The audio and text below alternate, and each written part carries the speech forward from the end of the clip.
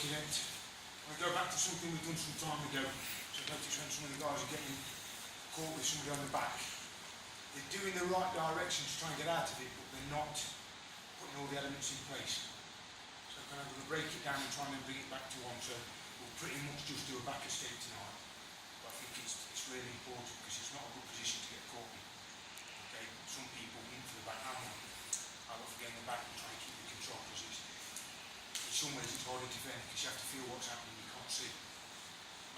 Everything else that you'll face, you can see to a degree. Okay, that's the guy smuggling in your face. Okay, look please. So again, I apologise if this is going over ground that some people, yeah, I know that bit. I want to look at what we've got to achieve here. So Rob's hooking in tight, good position of his feet, they're hooked, his toes are up. If you point your toes when you've got back position, your legs are weak, they're loose. They're very easy to disengage. So put your heels back, okay?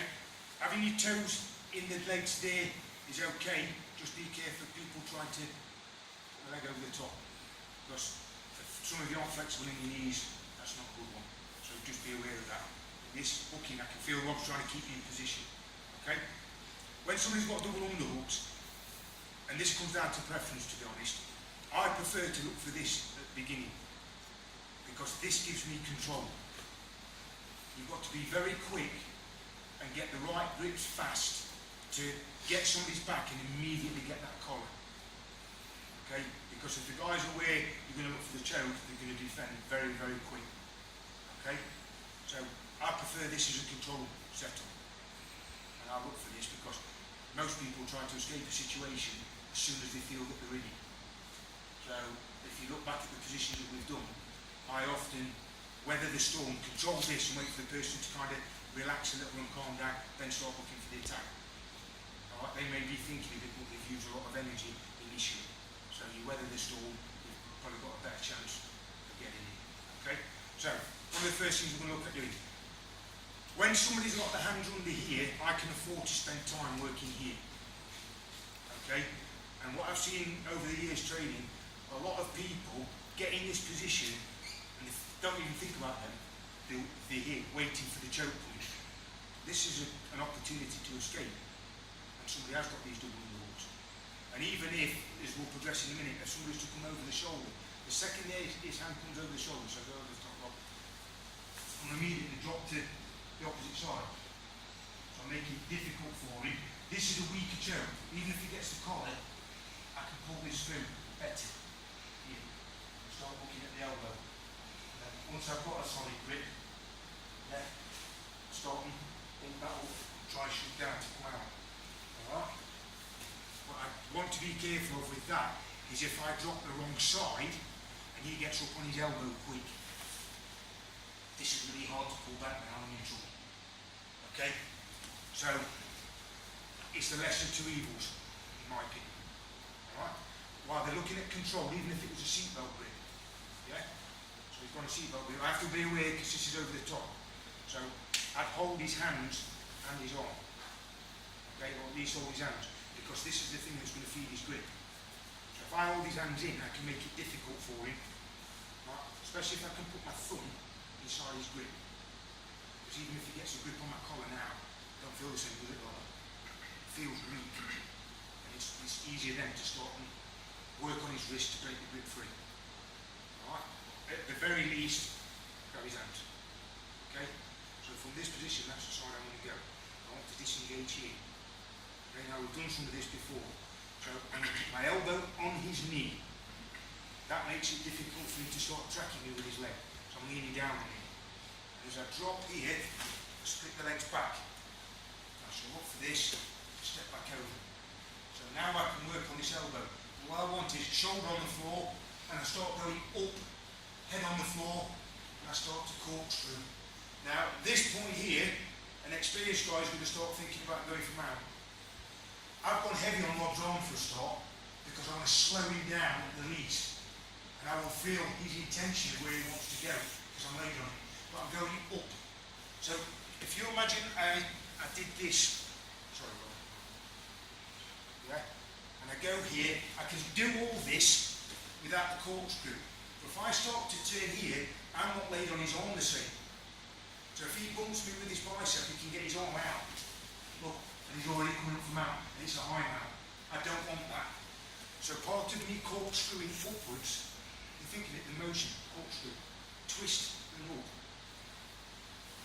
Even if he does go for a mount, he's going to be over my hips. That'll give me an opportunity to bridge, give me an opportunity to block his hips from bouncing back, give me an opportunity to block his legs and escape my hips.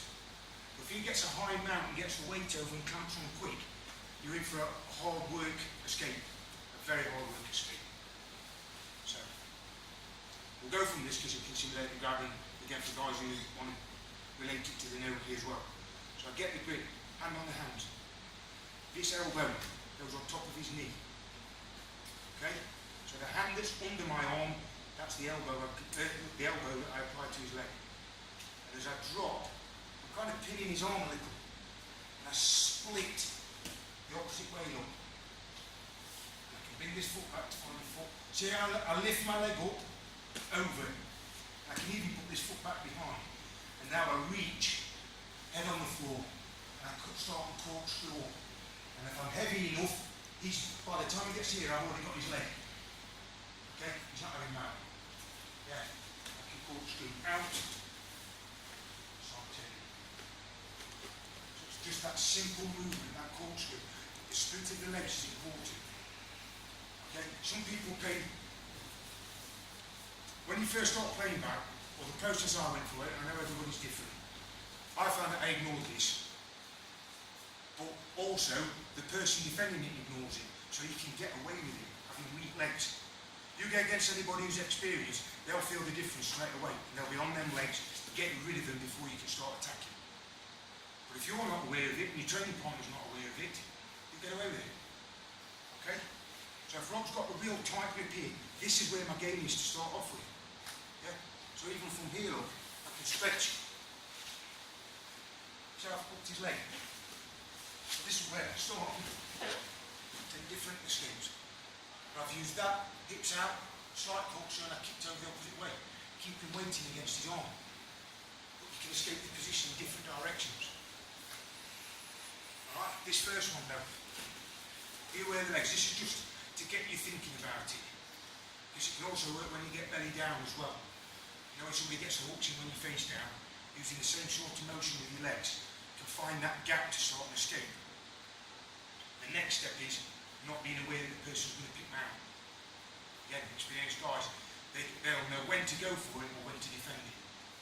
If I can block that knee, I don't want to wait to catch his hit. I want to stop his leg coming across my body in the first place. Kind of do it in two stages. So, please. Grip on his hand. So I'm waiting for him to try and make a collar grip. So nothing. And that can help keep his grip down as well. Okay, so I'm in no massive danger of being choked unless I let go. Go from here. So, knee, elbow on his knee. Now, you can see how it pushes his foot away up. So as I leave, he can't hook with that the same. Yeah?